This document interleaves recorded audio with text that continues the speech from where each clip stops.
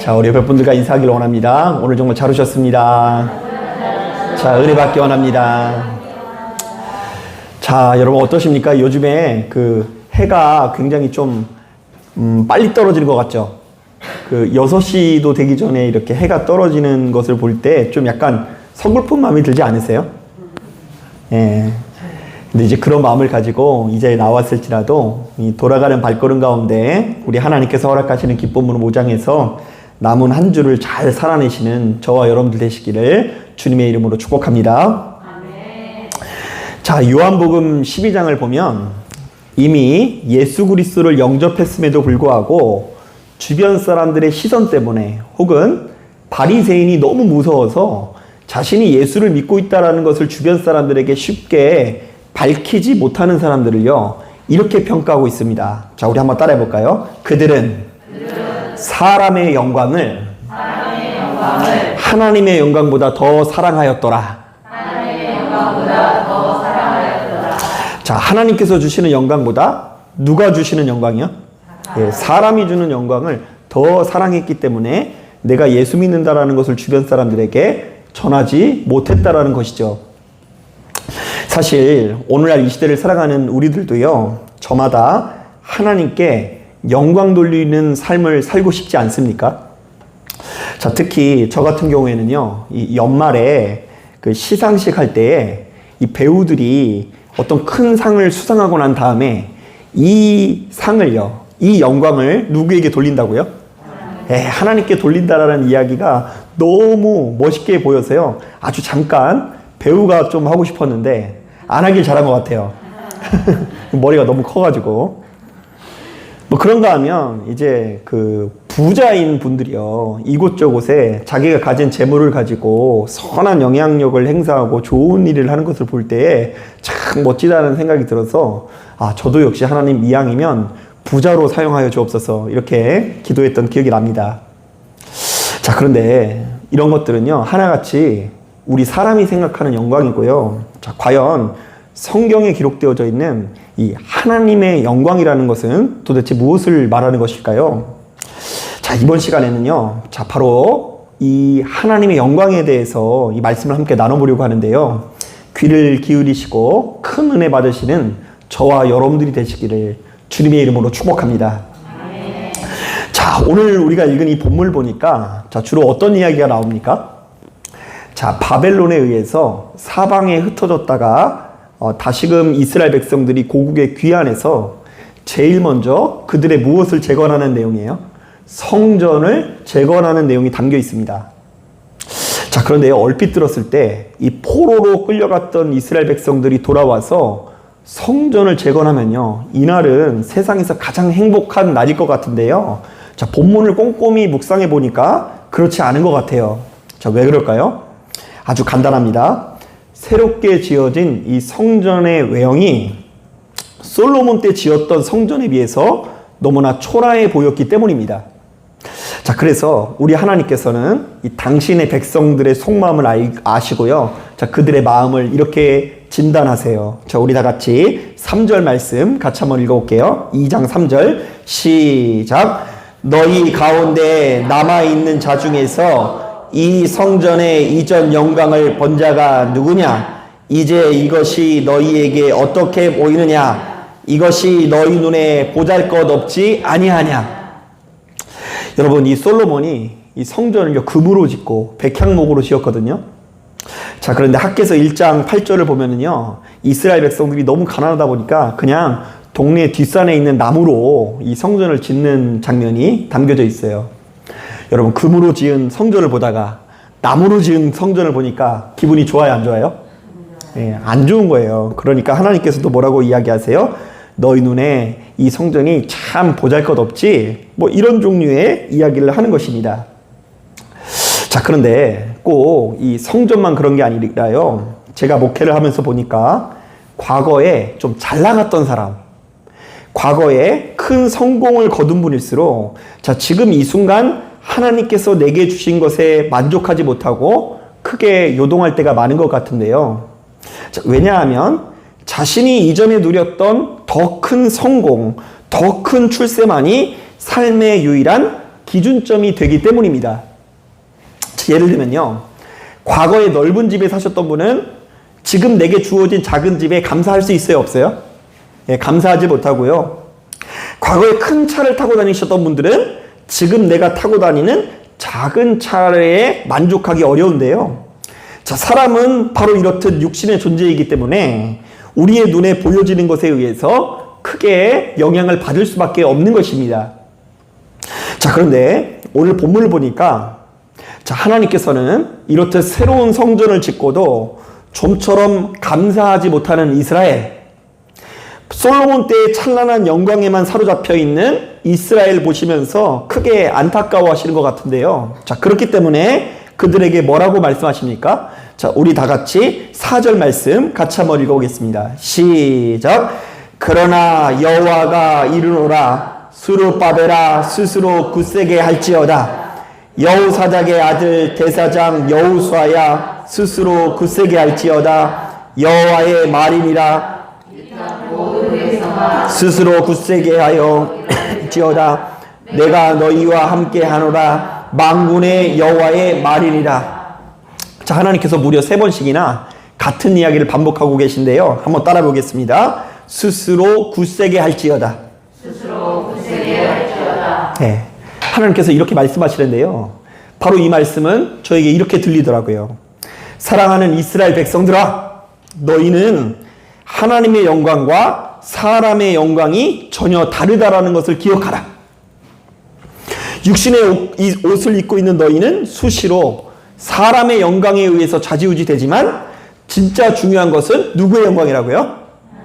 하나님의 영광이라는 말을 하시는 거예요. 자, 한번 따라해 볼까요? 성전이 성전일 수 있는 이유는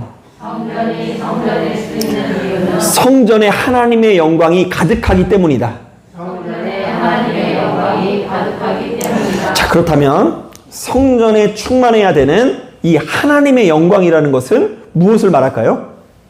자, 먼저 우리 다 같이 5절 말씀 같이 한번 읽어볼게요. 5절 시작. 너희가 애굽에서 나올 때에 내가 너희와 언약한 말과 너희 가운데 머물러 있나니 너희는 두려워하지 말지어다. 자, 이스라엘을 향해서 두려워하지 말라고 말씀하시면서 그들이 비록 성전의 외형은 초라해졌지만 더 중요한 3가지가 여전히 이스라엘 백성들과 함께 하신다고 하죠. 자, 첫 번째로 누가 너희와 함께 하겠다고요? 내가 너희와 함께 하겠다. 하나님께서 너희와 함께 하겠다. 자, 두 번째, 내가 너희와 언약한 말씀이 여전히 너희에게 머물러 있을 것이다. 자, 세 번째, 나의 영이 성령께서 너희와 동행할 테니 너희는 두려워하지 말라. 자, 그러니까 지금껏 이스라엘 백성들은 너무나 화려한 솔로몬 성전을 지어 놓았지만 바로 그곳에는 하나님의 공의가 없어서 그 성전이 무너질 수밖에 없었으나 지금 너희가 지은 성전은 너무나 초라할지라도 바로 그곳에 하나님의 말씀이 머물고 성령께서 동행하시고 여호와의 공의가 함께 있으니 절대로 무너지지 않을 거라는 이야기를 하시는 것입니다. 자, 계속해서 그 성전에 가득해야 되는 영광을 또 한 가지로 소개하고 있는데요. 자, 우리 다 같이 9절 말씀 같이 한번 읽어봅니다. 시작. 이 성전의 나중 영광이 이전 영광보다 크리라. 만군의 여호와의 말이니라. 내가 이곳에 평강을 주리라. 만군의 여호와의 말이니라. 자, 이번에는 여기서 뭘 동그라미 쳐야 돼요? 평강이라는 말에 동그라미를 쳐야 하는데요. 그러니까 지금 이스라엘이 지은 성전은 비록 솔로몬 때의 성전에 비해서 외형은 형편이 없을지라도 그곳에 무엇이 있으면? 평강이 있으면 그 성전이 진짜 아름다운 성전이요 하나님의 영광이 가득한 성전이 된다는 이야기를 하는 거예요. 자, 그렇다면요, 오늘날 이 자리에 참석한 저와 여러분들도 혹시 내 인생에 하나님의 영광이 머물러 있는지를 돌아봐야 합니다. 사실 제가 아까 계속해서 말씀드린 것처럼 많은 분들이 영광이라고 하면 남들보다 잘나거나 대단한 자리에 앉는 것을 가리켜 영광이라고 생각하잖아요. 그 시상식에서 대상 타고요. 그 스포트라이트 받으면서 이 영광을 누구에게 돌린다고요? 예. 이게 영광이라 생각하고요. 남들보다 좋은 차를 타거나 좋은 집에 살면서 떵떵거리며 사는 것을 영광으로 여긴다라는 것입니다. 자, 그렇다 보니 내가 일평생 일했음에도 불구하고 큰 부자가 되지 못했다거나, 자, 모든 사람들 앞에서 좀 대단한 사람이 되어지지 못하면요, 한숨을 팍팍 쉬면서 크게 괴로워하시는 분들이 많이 있어요. 특히 이 자리에 참석하신 우리 성도님들의 연배쯤 되시는 분들 중에 우울해 하시는 분들을 많이 본 적이 있어요.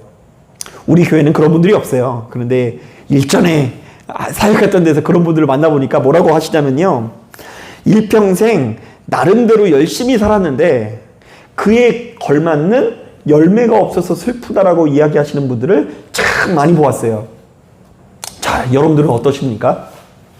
이제 곧 있으면 2022년도 끝나는 거 아세요? 달력이 이제 몇 장 안 나왔어요. 자, 그런데 이번 한 해 동안 여러분들 살림살이는 나아지셨습니까? 이렇게 다들 어려우셨나 봐요.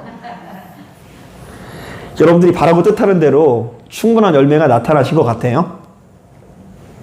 혹시 나름대로 열심히 산 것 같은데도 불구하고 별다른 열매를 거두지 못한 것 같아서 속상한 마음을 가지고 계신 분 있으십니까? 자, 그렇다고 한다면 오늘 말씀에 귀를 기울이십시오. 하나님을 믿는 우리들에게 가장 중요한 것은 사람의 영광이 아니라 하나님의 영광입니다. 자, 그런데 오늘 본문을 보니까 하나님의 영광을 가리켜 뭐라고 이야기합니까? 눈에 보이는 이 성전의 화려한 외형이 아니라 연약한 우리들에게 하나님의 공의가 머물러 있는 것이라고, 그것이야말로 진짜 영광이라고 말하고요. 하나님의 평강이 우리의 심령에 머물러 있는 것이야말로 진짜 영광이라고 증언해요. 자, 한번 따라해 볼까요? 우리의 심령에 하나님의 평강이 머물러 있는 것이 진짜 영광이다. 자, 이런 점에서 저도 얼마 전에 굉장히 의미 있는 일이 있었는데요. 자, 제 친구 중에 이 굉장히 큰 교회에서 부목을 하는 친구가 그 결혼식 때 대표 기도를 맡았다고 합니다. 자, 그런데 하필이면 그 결혼식에 대표 기도를 하기 위해서 탁 찾아갔더니요, 그 결혼식에 주례 목사님께서 저희들보다 한참 까마득한 후배 목사님인 거예요. 이게 무슨 얘기인지 모르시겠죠? 그래가지고 제가 그 문자가 그렇게 왔길래, 나 그 목사님 알지, 내 후배야, 이렇게 얘기를 딱 나누면서 제가 그 얘기를 듣고 약간 걱정을 해줬어요. 야, 근데 후배 목사가 주례를 서는데 네가 좀 기도를 맡아서 좀 기분이 좀 그렇지 않니? 이렇게 물어보니까 그 친구가 태연하게 이야기를 하더라고요. 야, 목사가 주례면 어떻고 기도면 어떠냐, 그냥 아끼고 사랑하는 마음을 가지고 축복해 주면 되는 거 아니겠냐? 이렇게 이야기하는데요. 야, 제가 그 순간 정신이 번쩍 들고 그 친구 목사가 굉장히 영광스러워 보이더라고요. 와, 이 친구야말로 사람의 영광이 아니라 누구의 영광을 누리고 있구나? 하나님의 영광을 누리고 있다. 사랑하는 여러분, 하나님을 믿는 우리들이 주례를 맡으면 어떻고 기도를 맡으면 어떻습니까? 또한 좀 큰 집에 살면 어떻고 작은 집에 살면 어때요? 여러분, 하나님을 믿는 우리들이 진짜 부끄러워해야 되는 것은 사람의 영광을 누리지 못하는 것이 아니라 하나님의 영광을 누리지 못하며 살아가는 것이 부끄러운 거예요. 즉, 내가 일평생 예수를 믿음에도 불구하고 하나님 앞에 공의롭게 살지 못하는 것이 부끄러운 것이고요. 내가 일평생 예수를 믿으면서도 평강 없는 삶을 살아가는 것이야말로 진짜 부끄러운 일이라는 것입니다. 자, 바로 이런 차원에서 저는 여러분들에게 몇 가지 질문을 하면서 좀 말씀 마무리해 보려고 합니다. 자, 사랑하는 여러분, 여러분들은 예수 때문에 이전보다 훨씬 더 공의로운 삶을 살게 되었습니까? 여기 아멘들이 왜 이렇게 천천히세요? 아멘 좀 해주셔야 되는데. 지금 내가 예수를 믿기 때문에 나에게 해로운 것을 거절하고 빛 대신 하나님께 나아가고 있으시죠? 만약 우리가 입술로만 예수를 믿노라고 하면서 그 예수의 이름으로 아무것도 거절하지 못하고 아무것도 개선하지 못한다고 한다면 우리에게 찾아오는 고통을 이길 수 있는 방법은 없을 것입니다. 자, 또 한 가지 질문합니다. 여러분들은 예수 때문에 주어진 상황 가운데 평강을 누리고 계십니까? 아멘. 혹시 입술로는 예수를 믿는다고 하면서 아직도 맨날 눈에 보이는 사람의 영광에만 열광하고 일평생 내가 가는 곳곳마다 다툼과 분쟁에 이끌린 살면서 그리스도의 평강과는 전혀 상관없는 삶을 사는 것은 아니냐고요. 그러니까 누가 문제인 거 말고 지금 내가 다툼에서 벗어났는가? 내가 예수 때문에 좀 화목해졌는가? 예수 때문에 평강을 누리게 되었는가? 만족을 얻었는가? 만약 우리가 입술로는 예수를 믿노라고 하면서 하나님의 영광, 곧 예수께서 자기 생명을 바치면서까지 우리에게 그토록 전해주시려고 했던 평강을 누리지 못하고 있다고 한다면 주님께서 너무나 안타까워 하실 거라는 생각이 들어요.